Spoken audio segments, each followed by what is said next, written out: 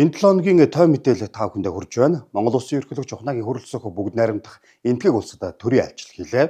За гамшигын эсдлийг бууруулах олон улсын өдөр тохиолоо. За Европын холбоо Монголын хөрөнгө оруулагчдын форум болж өрнөлөө. Монгол улсад кино урлаг өсч өгдсөний 90 жилийн өмнө тохиолоо. За 21 аймгийн цэцгэлэгчдээс ирүүлсэн мэдээлэл болон гэрэл зургийн хайлсанд болсон онцлог гэрэл зургуудыг та бүхэндээ томилго өргөж байна. Эхний мэдээллийг та бүхэндээ хүргэе. Монгол Улсын ерөнхийлөгч ухнагийн хөрөлцөх бүгд найрамдах энтгэг улсад төрийн айлчлал хийлээ. За энтгэх улсын ерөнхий сайд энтхийн ерөнхийлөгчийн урилгаар энэ сарын 13-наас 16-ны өдрүүдэд бүгд найрамдах энтгэг улсад Монгол Улсын ерөнхийлөгч бол төрийн айлчлал хийлээ.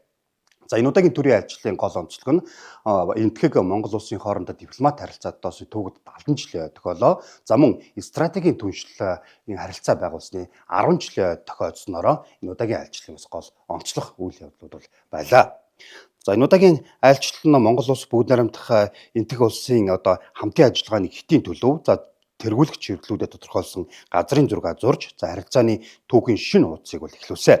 За худалдаа эдийн засаг, хөрөнгө оруулалт, эрчим хүч, уулуурхай, мэдээллийн технологи, соёл, хүмүүнлэг залуучууд, соёл спорт, соёл урлаг зэрэг салбарт хамтран ажиллах 13 баримт чигт бол гарын үсэг бол зурсан. За хамтын ажиллагааны бэлэгдэндэг болсон газрын тос боловсруулах үйлдвэрийн бүтээн байгуулалтыг төлөвлөсөн хугацаанд нь бол дуусгахаар бол тохиролцлоо. За 3 дахь улсын бомб тээврийн коридоруудын хамт ашиглах энэ оны сүүлээс Улаанбаатар, Дели, Улаанбаатар, Аримцаар чиглэлд шууд нислэг үйлдэхийн зэрэгцээ транзит нислэгийг нэмэгдүүлэхээр болсон байнамаа. За бүгд найрамдах энтгэх улсын санаачлан байгуулсан олон улсын нарны эрчим хүчний холбоонд Монгол улс бол нэгдэн орсон. Бүгд найрамдах энтгэх улстай хамтран хил хамгаалах, зэвсэгт хүчний салбарт мөн хамтран ажиллахаар бол тохиролцсон байнамаа. За мөн тэрбум мод үндэсний хөдөлгөөн болон энтхийн ээжийн төлөө нэг мод хөдөлгөөнийг уялдуулан урамсгалын өөрчлөлтөд тэмцэхэд хүчин чармаатай нэгтгэхээр бол тохиролцлоо. Цагаалтаа үндэсний хөтөлбөрийн хүрээнд хоньны нос боловсруулах, хэвс нэхэмлийн үйлдвэрлэлийн сайн туршлагыг нэвтрүүлэхээр бол болсон юм. За мөн илгээлт 2100 хөтөлбөрийн хүрээнд энтхийн засгийн газрын дэтгэлэгт хөтөлбөрт хамрагдах Монгол оюутны тоог 70-аар бол нэмэгдүүлсэн. Англи хэлний 1000 багш, мэдээлэл технологийн чиглэлээр 1000 мэргэжилтэн сургаж, Монгол энтхийн найрамдлын ерхий боловсролын сургуулийг мөн байгуулна. Энтхийн талаа Монгол иргэдэд захим визэн үн төлбөрөг бол олгохоор болсон мөн бүгд найрамдах энтгэх улсын ерөнхий сайд ерөнхийлөгчтэй уулзаж хоёр талын стратегийн түншлэлийн харилцааг бэхжүүлэн худалдаа эдийн засгийн хамтын ажиллагааг шинэ шатанд гаргах ирээдүйн хамтын ажиллагааны чиглэлийг мөн тодорхойлсон байнамаа. Дүүнчлэн харилцаа хамтын ажиллагааг хөгжүүлэхэд үнэтэй хувь нэмэр оруулсан энтгэх улсын иргэдийг төрийн одон медалаар мөн шагнаж урамшуулсан. За үндэсний урлагийн театрын уран бүтээлчид Монголын сайхан орон тоглолтыг энтхийн ард түмэнд мөн төлөвлөсөн байнамаа.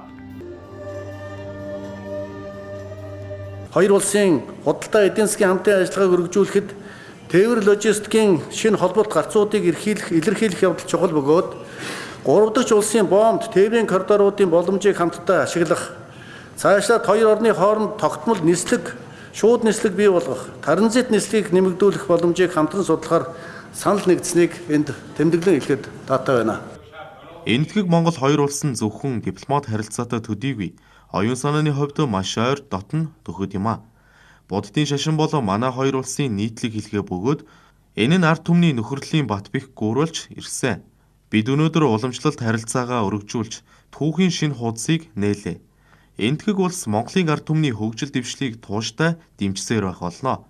1.7 тэрбум ам.долларын санхүүжилтээр хэрэгжиж байгаа газрын тос боловсруулах үйлдвэрийн төсөл Монгол улсын эрчим хүчний аюулгүй байдлыг баттгахад шинэ эрч хүч өгнө гэдэгт итгэлтэй байна. Англи хэлний багш нарыг бас 1000 багш бэлтгэж өгье гэдэг энэ саналыг мань дэмжсэн. За мөн өндөр технологи, мэдээллийн технологи, инженерийн чиглэлээр бас 1000 оюутныг мэрэгчлэнүүдийг сургаж өгье гэдэг ийм сайхан зүйлүүдийг бас модын ерөнхий сайд амлаж хэлсэн байгаа. За мөн орон нутгийн хамтын ажиллагаан дээр Ладак мужи буюу Бакулар Эмбучигийн төрсөн нутаг энэ мужийг Арангаа аймагт соёл, аялал жуулчлал, боловсролын чиглэлээр хамтарч ажиллах ийм орон нутгийн бүсийн хөгжлийн хүрээнд бас энэ төслийг дэмжиж байгаа.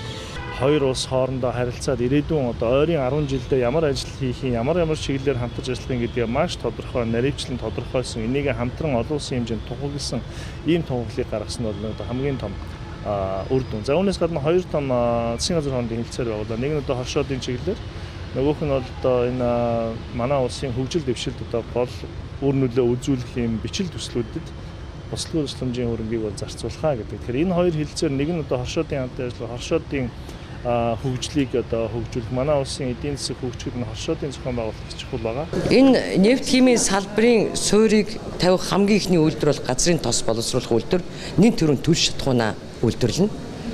Төлс шатхууныхаа хараат байдлыг бол бууруулна. Тэрний үхээр автобензин, дизелийн төлс, шингэрүүлсэн шатдаг хий, онгоцны төлс, энэ бол одоо манай гол бүтээгдэхүүнүүд. Дараагийн мэдээллийг та бүхэндээ хүргэе. За гамшигын эрсдлийг бууруулах олон улсын үйлдвэрлэл тохиолоо. За нэгдсэн үндэсний байгууллагын тогтоолоор 1989 оноос эхлэн одоо тэмдэглэж ирж байгаа энэ өдрийн гол зорилго нь бол гамшигаас өвчлөн сэргийлэх чадвах, за бэлтгэл бэлэн байдлыг бол нэмэгдүүлэхэд бол улс орнууд бол гол анхаарлаа бол хандуулж байгаамаа. За манай улсын хувьд энэ жил гамшигыг даван туулах чадварыг бэхжүүлэх санхүүжилт бол чиглүүлэх гэсэн урайнд оруулаа тэмдэглэлээ. Судалгаагаар манай улсын хүн амын 40% нь олон төрлийн гамшигт өрсдөх эрсдэл өндөр байна гэж гарчээ. За мөн олон улсын жишээгээр удирчлан сэргийлэхэд зарцуулсан 1 Америк доллар гамшигын дараах 15 Америк доллартай бол тэнцдэг байна. За сүүлийн 10 жилд манай улсад тохиолдож байгаа гамшигын тоо өмнөх 10 жилийнхээс 34.9% өсөж зөвхөн энэ онд л ихэд 4,000 гаруй аюулт үзэгдэл Ослын улмаас 46 тэрбум гаруй төгрөгийн шууд хөрөл учирсан байна. За мөн 254 иргэн амьдсан алдсан ийм мэдээлэл байна. За гамшигын эрсдлийг бууруулахад урьдчилан сэргийлэх бэлтгэл бэлэн байдлыг хангах чиглэлд дэлхийн нийтээр анхаарал хандуулж байгааг мэрэгчлэтнүүд бол онцолж байлаа. Тиймээс энэ чиглэлд илүү анхаарснаар ирэх 5 жилийн хугацаанд Синдай хүрээний сүүлийн шатны зорилгод хүрэх боломж бүрдэнэ гэдгийг бол албаныхан тодтогч байсан юм а. Европын холбоо Монгол улсын хөрөнгө оруулагчдын чуулган Улаанбаатар хотноо 2 өдөр бол үргэлжилж өндөрлөлөө. За Монгол улсын засгийн газар Европын хөрөнгө оруулалтын банкны хоорондоо санам жижиг байгуулснаар 1 тэрбум еврогийн санхүүжилтийг манай улсад бол олгохоор болсон байгаамаа.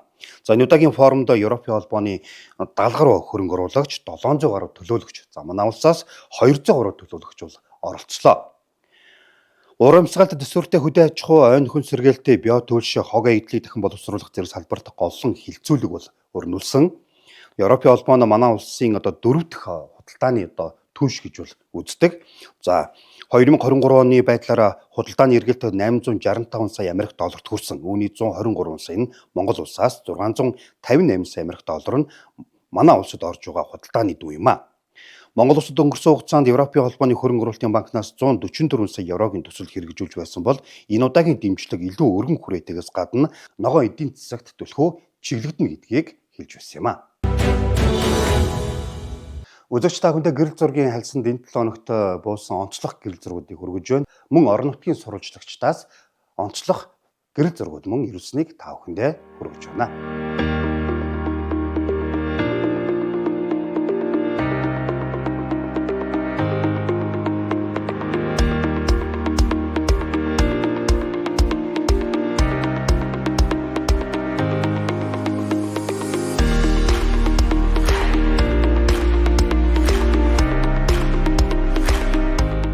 За энэ 7 хоногт Монгол улсад кино урлаг өсч хөгжсөний 90 жилийн тохиолоо. За энэ үрээнд Улаанбаатар олон улсын кино наадмыг бол зохион байгуулсан. За 17 дахь удаага зохион байгуулж байгаа энэхүү кино наадамд нийт 15 одоо орны уран бүтээлчд бол өрсөлдсөн байгаа.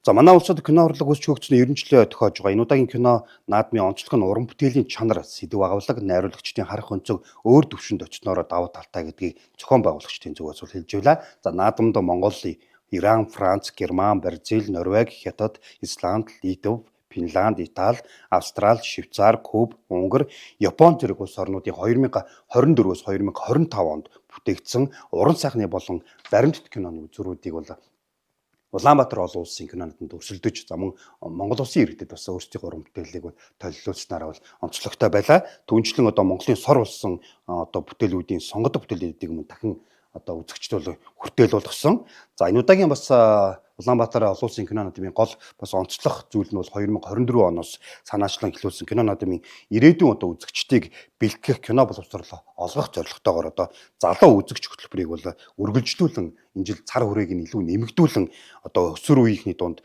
өрөндөх асуудлыг бол хөндсөн энэ сургамж замун дуугүй трилог токсик аз жаргалтай төгсгөл зэрэг 4 олон улсын кино бүтээлийг бол толиулснараа бол онцлогтой байлаа. Эдгээр уран бүтээлийг өсвөр үеийнх үзснээрээ мэдээж яг хэрхэн одоо зөв энэ кино урлагаар дамжуулж одоо мэдээллийг зөв талаас нь олж авах вэ гэдэг энэ одоо гол зүйлийг бол өсвөр үе залуучуудад бол хүргэснээрээ Улаанбаатар кино олон улсын наадмын бас гол онцлог бол байсан гэдгийг хэлэх нь зүйтэй аа. Үргэлжлүүлэн тав хүндээ 21 аймгийн сэтгүүлчдээс бэлтгэрүүлсэн видео мэдээллийг хүргэж байна. Жил бүрийн 5-10 дугаар сарын одоо 2 дахь 7 хоногийн Бям гарагийн дэлхийн нүүдлийн шоудын өдөр болгон бол тэмдэглэдэг. За энэ үрээд Аранга аймгаас бол одоо энэ шоуны тухай мэдээллийг ирүүлсэнийг тав хүндээ хүргье. За Турга гогоо шоуны тухай мэдээллийг энэ удаагийн одоо мэдээлэлээр онцолж байна. За Аранга аймгийн байгаль орчны газраас Турга гогоон тооллогыг өнгөрсөн 100 бол зохион байгуулсан байна. За мөн судалгааг ажиглагч, дуранчид, за мөн бичлэг, видео эдэг, тэмдэглэл хөтлөгч, жолооч гэсэн бүрэлдэхүүнтэйгээр мэдээж 13 сумын 42 байршилд буюу томоохон нуур цөөрөм голуудын дагуу 18 өдрийн хугацаанд хийж гүйцэтгэсэн байна. Энэ хугацаанд нийт 8690 орчим турга гогоог тоологдсон байна. Хангай, Тариат, Чулуут, Өндөр улаан, Их Тамир сум нутагт хийсэн судалгаагаар тэрхийн цагаан нуур, Даравтай нуур нь дундаа аралтай шувууд үрчгэд таата бүсд бол тухайн бүс нутагт гаргасан турга гогоон үржлийн цөм хэсэг гэж бол дүгнэж бол гаргасан байна. За мөн тэрхийн цагаан нуур дахь ажиглалтаар 9 зүйлийн шуу бол бүрдэгдсэн байгаамаа. За үүнд бүрдний хөгчөө, хээрийн галуу, буурал галуу, Монгол цахлаа турга гогоо, тот шумбуур бол ажиглагдсан байна. Нуурын дунд толгойд 200-аас 250 орчим. За жижиг арлуудад 100 орчим турга гогоон одоо өндөг дарж буй үүр бол олдсон байна. Мөн нуурын эрэг дагуу 5000 орчим турга гогоо, за 4000 орчим Монгол цахалтай бол тоологдсон байгаамаа. Аранга аймгаас ирүүлсэн одоо шуудын одоо тооллого явуулсан сонирхолтой мэдээллийг та бүхэндээ өргөлээ. Үзэгч та бүхэндээ энэ 7 өнөخت улс эх орондоо өрнөсөн үйл явдлын тав мэдээллийг хүргэлээ. Анхаарлаа хандуулсан үзэгч та бүхэндээ баярлалаа. Ирэх 7 хоногт шинэ мэдээллээр иргэн уулзъя. Баяртай үзэгчтэй.